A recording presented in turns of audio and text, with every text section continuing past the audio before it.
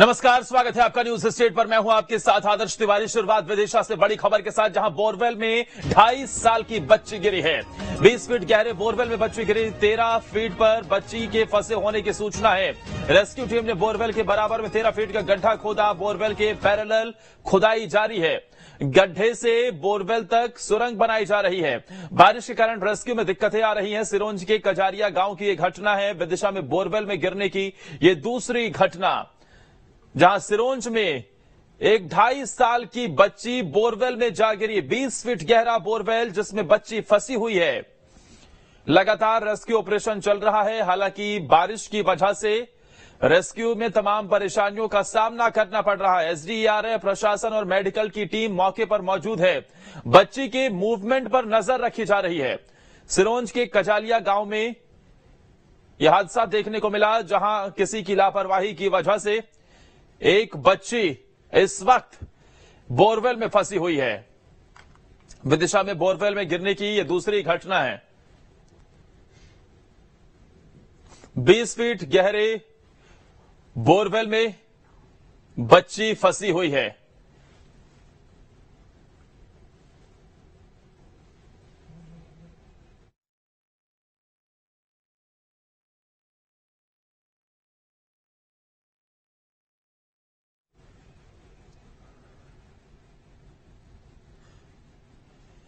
और हमारे साथ हमारे सहयोगी सुरेंद्र फोन लाइन पर जुड़ गए हैं। सुरेंद्र, क्या ताजा अपडेट फिलहाल मिल पा रहा है?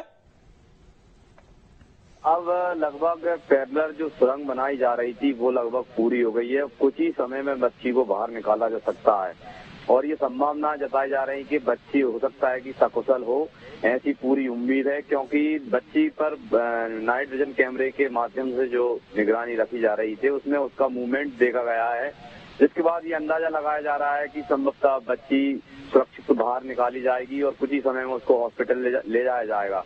जिस तरह से हमने देखा कि सुबह से ही हम इस पूरी खबर पर यहाँ पर मौजूद हैं और नजर बनाए हुए हैं। जब लगातार प्रशासन की टीम, पूरी एसडीआरएफ की टीम, विदिशा प्रशासन पूरा यहाँ पर मौजूद है और लगातार रेस्क्यू ऑपरेशन चल रहा है। पूरे दिन भर से चला आदर्श, जिसके बाद बीच में बारिश ने भी खलल डाली, लेकिन रेस्क्यू को जिस तरह से चुनौती थी उसी तरह काली मिट्टी थी, दिक्कत परेशानी आई, लेकिन किसी भी तरह से इसको पूरा किया गया। अब लगभग बच्ची तक पहुंच चुकी है एसडीआरएफ की टीम। अब उसको किसी भी समय तकरीबन कितना वक्त और लग सकता है? वहां मौजूद टीमों की तरफ से क्या जानकारी दी जा रही है? और एक बार सर हमारे दर्शकों को बताइए कि तकरीबन कितने बजे ये हादसा हुआ था, तब से लेकर अब तक कितना समय हो गया, कैसे हादसा हुआ था, परिवार वाले क्या कह रहे हैं? देखिए, सुबह की ये घटना है, लगभग 10 बजे के आसपास की ये घटना रही है, जिसके बाद लगभग 1.5 घंटे तक उसके परिवारजनों ने बच्ची को निकालने की कोशिश की और जब वो इस प्रयास में सफल नहीं हो पाए उसके बाद उन्होंने प्रशासन को सूचना की, जिसके बाद तुरंत एसडीआरएफ की टीम विदिशा से रवाना हुई और मात्र 1 घंटे के अंदर ही एसडीआरएफ की टीम मौके पर पहुंच गई थी। जिला प्रशासन की टीम, जिला पंचायत के सीओ और एसपी दीपक शुक्ला मौके पर पहुंचे, जिसके बाद इस पूरे रेस्क्यू ऑपरेशन को चालू किया गया और तब से अब तक लगातार रेस्क्यू चल रहा है। और जैसे कि जानकारी मिली थी, परिजनों ने बताया था बच्ची के माता पिता ने कि सुबह खेलते हुए उसके आंगन में जो बोरवेल का गड्ढा है, जो नल के जो घरेलू पेयजल के लिए उनके द्वारा जो गड्ढा खोदा जा रहा था, अभी पूरा नहीं किया गया था, पेयजल के उपयोग के लिए जो गड्ढा खोदा जा रहा था, उसमें खेलते खेलते ये बच्ची गिर गई थी।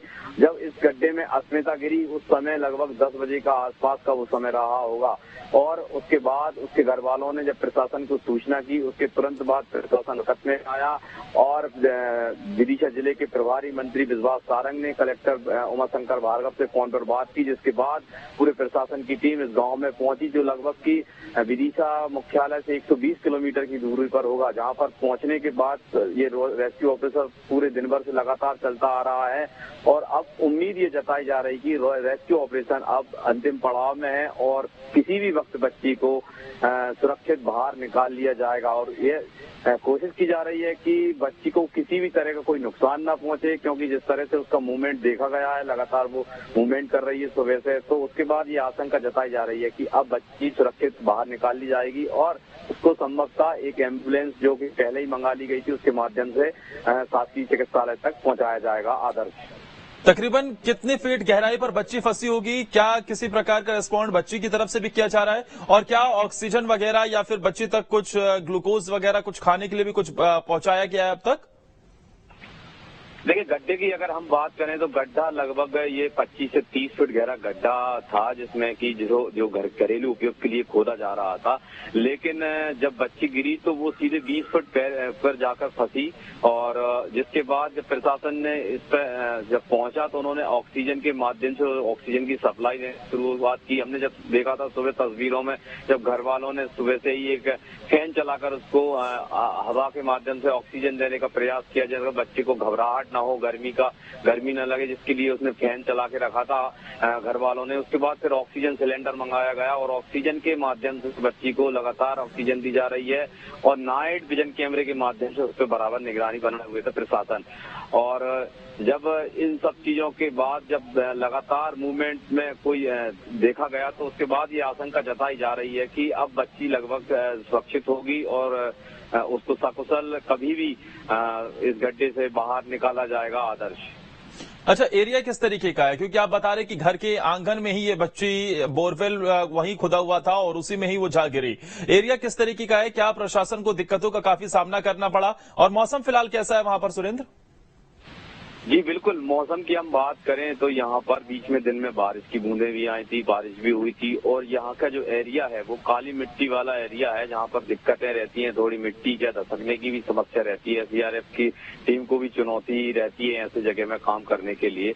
लेकिन फिलहाल की स्थिति में जिस तरह से समय रहते ये पूरा काम किया गया, वो भी प्रशासन के लिए बहुत एक अच्छी बात है। जिसके बाद बारिश ने भी खलल डाली, और तो कहने का यह है, तात्पर्य यह है कि जिस तरह से चुनौती थी पूरे दिन में, बारिश ने भी परेशान किया, लेकिन समय रहते इस पूरे रेस्क्यू ऑपरेशन को पूरा किया गया।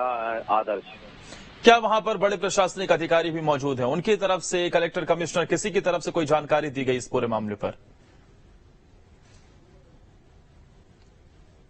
सुरेंद्र, जब पंचायत के सीओ के माध्यम से भी इस पूरे मामले में एक बयान दिया गया था, और यहाँ के जो कुरवाई विधानसभा क्षेत्र के जो विधायक हैं हरि सिंह सप्रे, वो भी पूरी घटना स्थल पर मौजूद देखने के लिए आए थे, यहाँ पर बैठे काफी समय तक।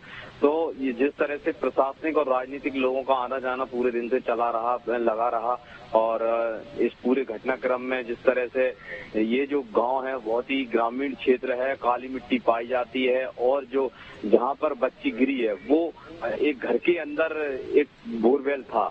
तो वो जो एरिया है वो वहाँ पर बहुत ज्यादा स्पेस नहीं है कि किसी तरह का बहुत ज्यादा भीड़ इकट्ठी हो पाए या कोई शासकीय अमला या जेसीबी मशीनों का पहुंचाया जाए। लेकिन जिस तरह से पूरे घर को तोड़कर आगे का मलबा हटाने के बाद एक जेसीबी को बड़ी मुश्किल से अंदर ले जाया गया, उसके बाद ये पूरा रेस्क्यू चालू किया गया।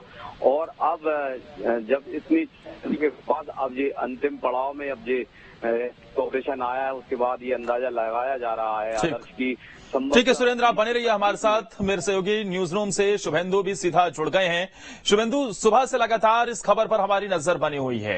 एक मासूम बच्ची जो कि अपने ही घर वालों की लापरवाही कहें तो गलत नहीं होगा, घर में आंगन में खेलते हुए वो बोरवेल में जा गिरी, 20 फीट गहराई पर फंसी हुई है। हालांकि सुरेंद्र की तरफ से जो जानकारी दी गई है मौके से कि अभी थोड़ी ही देर में हो सकता है कि बच्ची को सकुशल निकाल लिया जाए, रिस्पॉन्स लगातार बच्ची की तरफ से दिया जा रहा है। लेकिन ये लापरवाही, एक बार फिर से किसी की लापरवाही और एक बच्ची जिंदगी और मौत से जूझ रही है।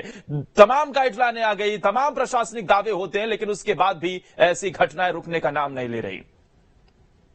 बिल्कुल सही कहा आदर्श, और इसमें से सबसे बड़ी बात यह है कि जैसे जैसे समय बीत रहा है वैसे वैसे उस 2.5 साल की मासूम के लिए बड़ी मुश्किलें होती चली जा रही हैं, क्योंकि बहुत छोटी सी बच्ची है। और हर एक रेस्क्यू ऑपरेशन के हमने अंदर देखा है कि अलग तरीके की चुनौतियां सामने आती हैं, और इस रेस्क्यू ऑपरेशन के अंदर सबसे बड़ी चुनौती यही कि जो बच्ची गिरी हुई है बोरवेल में, उसकी उम्र बहुत कम है, 2.5 साल की उम्र है। अब ऐसे में कई टेक्निक जिसका इस्तेमाल किया जाता है रेस्क्यू ऑपरेशन के अंदर।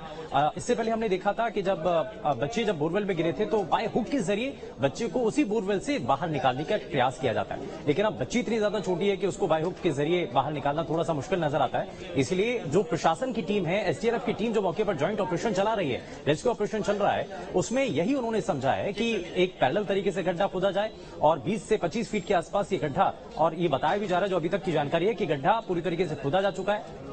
अब जो आगे का प्रोसेस है यानी कि टनल बनाने का काम है वो बहुत तेजी के साथ किया जा रहा है। जैसे ही टनल बनाने का काम पूरा हो जाएगा उसके बाद बच्ची को नीचे की तरफ लेकर के उस टनल के जरिए उस गड्ढे से बाहर निकाल लिया जाएगा। अब लेकिन इसमें सबसे बड़ी चुनौती एक और भी सामने आ रही है। लगातार बारिश हो रही है और बारिश की वजह से इससे पहले तक रेस्क्यू ऑपरेशन बड़ा प्रभावित हुआ था और काफी देर तक जो रेस्क्यू ऑपरेशन था वो रुक गया था। लेकिन अब वापस से थोड़ी सी बरसात कम हुई है और आप ये समझिए कि जब भी शुभेंदु, फिलहाल बारिश वहां नहीं हो रही जो सुरेंद्र जानकारी दे रहे हैं, लेकिन सुरेंद्र जरा ये जानकारी दीजिए, बारिश तो नहीं हो रही है लेकिन धीरे धीरे करके शाम का समय हो रहा है और ऐसे में वहां पर प्रशासनिक अधिकारियों के सामने रोशनी की भी एक परेशानी आएगी। लाइटिंग की क्या कोई व्यवस्था की गई है कि जल्द से जल्द बच्ची को बाहर निकाला जाए, नहीं तो जैसे जैसे करके शाम होती जाएगी और ज्यादा यहां से वक्त बीतेगा तो वैसे परेशानियां भी बढ़ेगी। निश्चित तौर पर यहाँ पर मैं बता दूं आदर्श की सबसे बड़ी समस्या इस गांव में बिजली की है और यहाँ बिजली पहले से ही नहीं थी और अब जब ऐसे में जब रेस्क्यू ऑपरेशन चल रहा है, अगर रात अगर होती है तो बहुत मुश्किल बढ़ जाएंगी प्रशासन की और ऐसी स्थिति है यहाँ पर कि बहुत दिक्कतों का सामना कर पड़ेगा रेस्क्यू टीम को अगर अंधेरा होता है तो। और अंधेरा होने से पहले ये पूरा रेस्क्यू ऑपरेशन प्रशासन को खत्म करना होगा। ये बड़ी चुनौतीपूर्ण है क्योंकि उससे पहले अगर यहाँ पर कोई भी अगर ज्यादा देरी लगती है तो निश्चित तौर पर यहाँ पर बच्ची की जान को खतरा हो सकता है। तो प्रशासन की कोशिश, बिल्कुल जाहिर सी बात है, जैसे जैसे वक्त बीतेगा परेशानी बढ़ेगी। लेकिन शुभेंदु, सबसे बड़ी परेशानी इस वक्त प्रशासन के सामने, वहां मौजूद एसडीआरएफ की टीम के सामने भी ये है कि बच्ची घर में जो बोरवेल था उसमें जा गिरी। ऐसे में शुरू से ही कैसे पहले आंगन को पूरी तरीके से वहां पर मलबा भी गिराया गया, घर में शुरुआती हिस्सा तोड़ा गया, उसके बाद मशीनें आगे घुसी, फिर उसके बाद धीरे धीरे करके पैरेलल वहां पर सुरंग बनाई जा रही है जिससे बच्ची तक पहुंचा जा सके। इस तरीके की लापरवाही, क्या प्रशासनिक अधिकारियों के साथ साथ लोग भी ये कहें कि संवेदनहीन हो गए इस मामले में, लोग भी इस तरह की लापरवाहियों का बार बार हिस्सा बन रहे हैं, बिल्कुल भी कदम नहीं उठाए जा रहे? क्या हो जाता अगर उस बोरवेल को ढक दिया जाता? काम होना था तो उसे ढक दिया जाता पहले ही। आदर्श, ये हमेशा से रहा है, जब भी कोई बड़ी घटना हो जाती है उसके बाद आनंद फानन में उसको निपटाने के लिए, उस पर पूरी तरीके से एक दिखाने के लिए कि कार्रवाई बहुत तेजी के साथ हो रही है, कोशिशें होती हैं। लेकिन अगर एहतियाती तौर पर कदम उठा लिए जाएं तो शायद इतनी बड़ी घटनाएं ना हो। और ऐसा पहली बार नहीं हुआ है, इससे पहले कई बार ऐसी घटनाएं हो चुकी हैं जब छोटे छोटे मासूम बच्चे बोरवेल में गिर चुके हैं। उसके बाद कहा जाता है, एक्शन के तौर पर कहा जाता है कि प्रशासनिक अधिकारी जो है वो अलग अलग इलाकों में जाकर के देखते हैं, कोशिश की जाती है कि कहां कहां पर बोरवेल खुले हुए हैं। तो ये सभी चीजें होनी चाहिए, लेकिन होती कितनी है इसको लेकर के हमेशा से सवाल उठते हैं। लेकिन वापस से आते हैं इस खबर पर, ये जो पूरा हादसा हुआ है, अब इसमें ये बताया जा रहा है कि बहुत कम समय रह गया है, यानी कि अब बहुत तेजी के साथ इस रेस्क्यू ऑपरेशन के साथ आगे बढ़ाया गया है। इसमें बच्ची को बाहर निकालने के लिए जो प्रयास किए जा रहे हैं अभी तक तो सफल माने जा रहे हैं, लेकिन जैसे जैसे समय बीत रहा है, जैसे जैसे अंधेरा हो रहा है, क्योंकि अब वहां पर लाइट की व्यवस्थाएं वहां पर हालांकि कर दी गई हैं, लेकिन जैसे जैसे अंधेरा हो रहा है वैसे वैसे जो रेस्क्यू ऑपरेशन में जुटी हुई टीम है उनके सामने बड़ी चुनौती इस वक्त ये बनी हुई है कि सकुशल बच्ची को बाहर निकाल लिया जाए, क्योंकि उस बच्ची की उम्र बहुत कम है। 2.5 साल की बच्ची जो कि बोरवेल में गिरी हुई है। हालांकि इससे पहले तक जो ऑक्सीजन की सप्लाई थी वहां पर पर्याप्त रहे, दम ना घुटे बच्ची का, इस बात का खासतौर पर ध्यान रखा जा रहा था। दूसरी तरफ ये कोशिश की जा रही थी, क्योंकि सुबह से 10 के आसपास की घटना है जब ये बच्ची जो है बोरवेल में गिरती है, तो खाने पीने के लिए भी, क्योंकि बच्ची बहुत छोटी है, तो ऐसे में ये थोड़ा सा मुश्किल है और ये देखना होगा, क्योंकि डॉक्टर्स की टीम भी वहां पर मौजूद है। मॉनिटरिंग लगातार बच्ची के ऊपर की जा रही है, देखा जा रहा है कि क्या बच्ची अभी ठीक। शुभेंदु, बहुत बहुत शुक्रिया आपका हमारे साथ जुड़ने के लिए। सुरेंद्र, आपका भी ग्राउंड जीरो से तमाम जानकारी पहुंचाने के लिए शुक्रिया। अस्मिता को बचाने के लिए लगातार रेस्क्यू ऑपरेशन चल रहा है, खबर है कि जल्द ही अस्मिता तक पहुंचा जा सकता है।